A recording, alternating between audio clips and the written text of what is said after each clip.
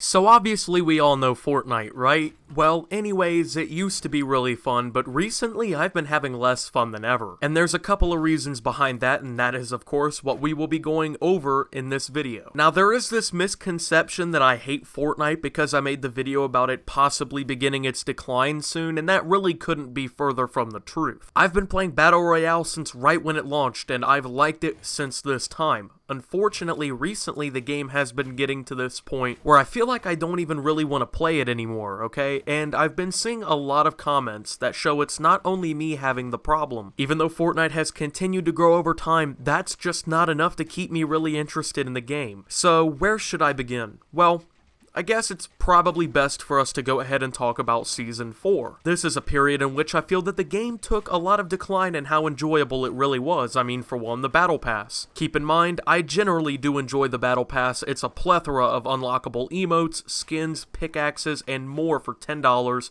And that's a steal, especially in a game where some skins can run you upwards of $25 or more for a single skin, or if you have a rare skin on your account, it can literally be worth hundreds of dollars. By the way, screw you, Epic Games, for bringing back the Red Knight. Just kidding, I love you guys. But anyways, that doesn't even mention the challenge that it provides to actually keep playing the game and keep earning things. There's this misconception from people who don't play Fortnite that there's nothing to earn in Battle Royale. I mean, you get a victory and what? It just adds to your leaderboards? I mean, if you buy the Battle Pass, that's really enough to keep going for, well, pretty much the entire season, especially if you don't get on and play every day. I mean, I had the Battle Pass done like halfway through, but of course, it seems like they add more and more each time a new Battle Pass comes out. Like this time we had it where if you did like 7 weeks of challenges, you got the Blockbuster Skin. I'm going to talk about that in a minute actually. But I think that Season 4 left a lot to be desired. Now, the skins that were directly attached to the Battle Pass were not that impressive at all. This is of course a very personal issue with me. Even then, this pass offered the Omega skin, which is cool, but it is also super customizable, and the more that you play and level up, the more you can customize about the character.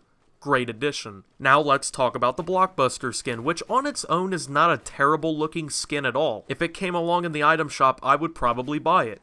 But in order to get it, you have to complete all of the weekly challenges for 7 freaking weeks of the pass for this skin. When this skin was revealed by the people who were first earning it around week 7, obviously, I actually stopped going for the skin. I quit my progress on the challenges that I was working on and decided it really just wasn't worth hours of effort for such an average skin. With that aside, a lot of the changes to the map were decent during this season. I wasn't pleased that all of our Rest in Peace Tilted Towers speculation was wrong, and that Dusty Depot was destroyed instead, but Dusty Divot has been an interesting little spot on the map. I don't ever really go there directly, but when I'm in the area, I often stop by and get some hop rocks to continue towards the next circle. Usually I spend this time in a paranoid craze hoping that I'm not about to get smacked by someone on the edge of the crater, but that's beside the point. I also sometimes enjoy the massive stadium that they added to the northwest corner of the map. These changes did actually help fix one of my biggest issues with the game. Now this was more of a Season 3 issue right when Tilted Towers came out and it started exploding in popularity, the game at least. I mean, too many people were going to Tilted Towers. It was basically ruining the game. I wasn't the only one who had an issue with this. This was actually a big concern for a lot of the community. There was often just not enough people who wanted to go to the rest of the map, and if they did, they basically had no gameplay until the middle to end of the game if they lasted that long. But with the changes to the map, places like Pleasant Park and Retail Row, which were already decently popular spots, became a whole lot more popular, and that even helped the game out a little bit. As a Retail Row veteran, I'm glad to see that when I land, I can expect more action right off the bat. It made the game way more fun to be able to play within the first 5 minutes of the match for a change. However, these issues don't hold a candle to the next 2 problems that I had. I mean, these issues alone are enough to make me get sick and tired of the game. I've seen loads of people with the same issue recently as well, and I didn't know which one honestly was more important, so I guess I'm gonna talk about the weapons first. Now, as I was working on this video, which has been over the last 2 or 3 weeks now, there have been 2 updates to the game that added in perhaps my 2 new favorite weapons. The dual-wield pistols, which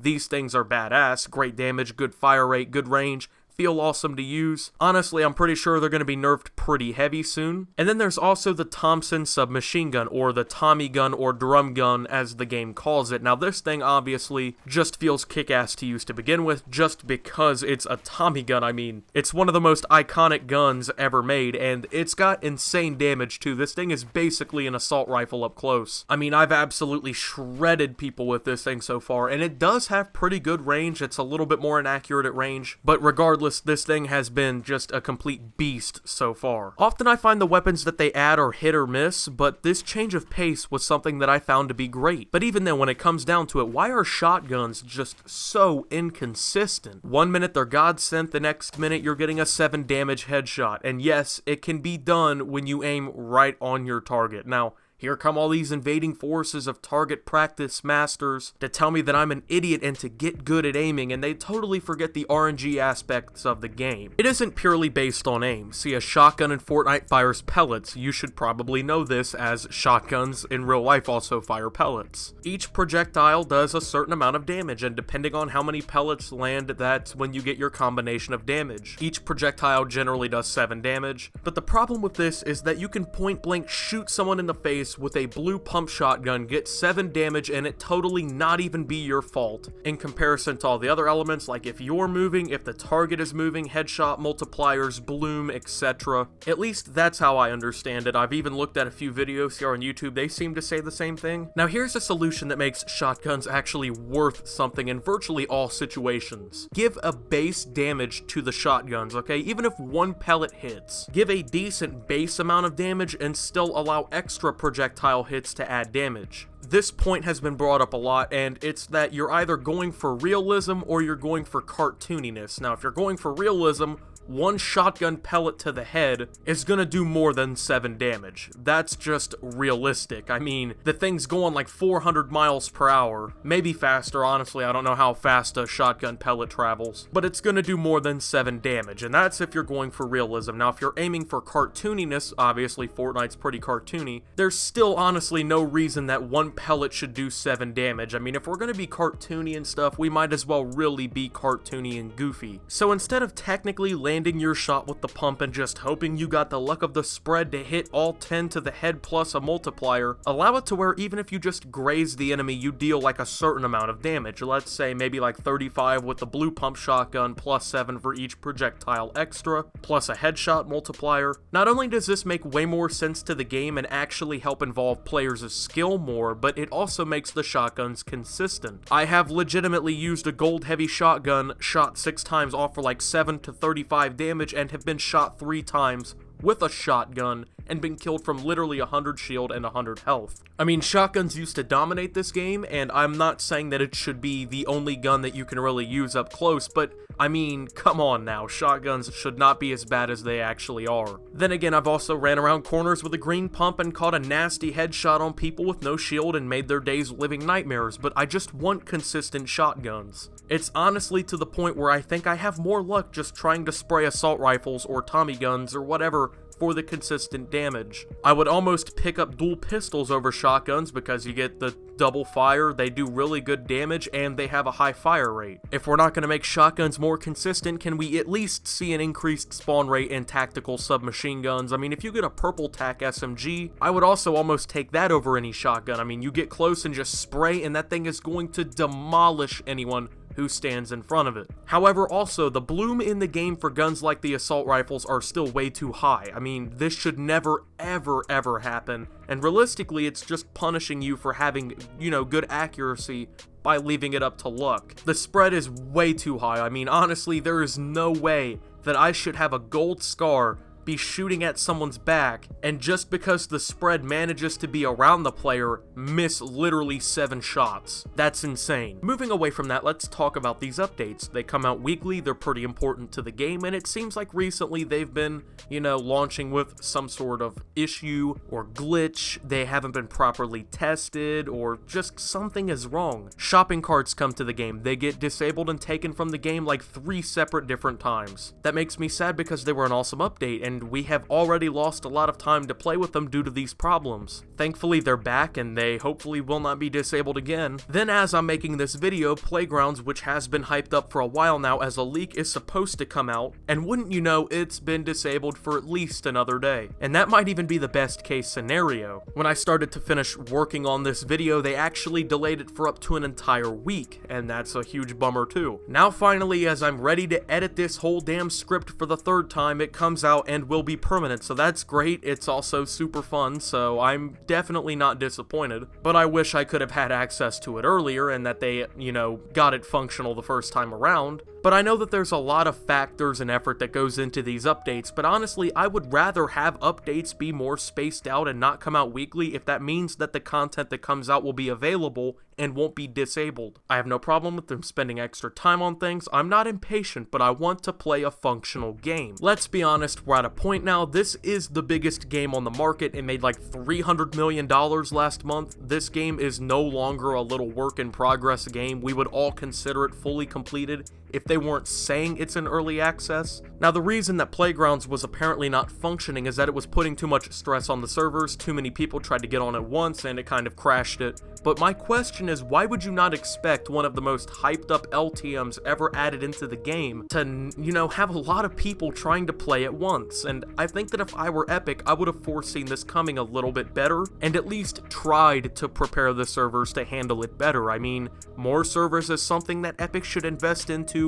to begin with. The game is still growing bigger, and the fact that this has been shown time and time again to just be an issue with the servers going down, it might be a hint that it's time to invest a little bit. I mean, it's coming down to the point where they're trying to do too much at once, and that's just what I think. And I understand that something about Fortnite that helps it thrive is how quickly they get these updates out, but if they're rushing these things that don't work and are basically broken, that's not going to help the game any more than just not having it there for an extra week or two. Last but certainly not least is the building.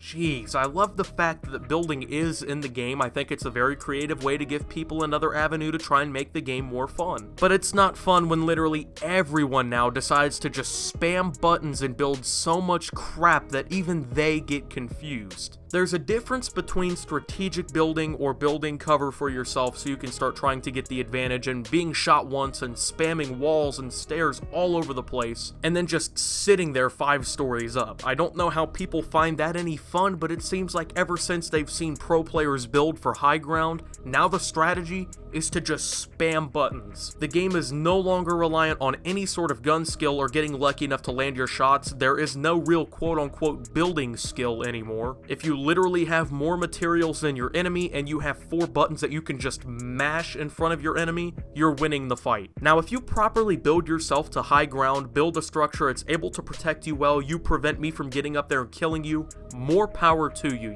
But if you just build as high as possible by just random button mashing and you just sit there for 3 minutes waiting for a push, that's not skill. It doesn't take skill to just freak out and randomly spaz buttons. It takes skill to build something that makes sense, holds true to the objective, and then kill somebody. Now, apparently Epic is trying to fix this problem. They're not happy with how players are manipulating the building system, so they've also made a major change to building that was needed recently, which was that it won't now allow players to just edit walls quickly to see through them and see what's going on outside. Instead, now the blocks that were basically transparent are now just gray and opaque, which means you can't just constantly edit your walls out and see what's going on outside of your structure, but now you have to peek out and expose yourself a lot of the time. Most of the issue is still there since it's in third person, but this was 100 times worse than anything that provides to you. I mean, players could be in their tower, see you trying to build up to them, edit a window, and just gun you down. And it was a problem because, number one, it encourages people to sit around and do nothing all game, and Fortnite's gameplay actually thrives off of how quick and fast pace it usually plays. And two, it's not really fair that the person with a fortification gets another advantage to an unsuspecting player that's just used to manipulate for an elimination or two. There's also talks of them altering how many materials that you can hold at once, which means that since people aren't just spam building in every gunfight,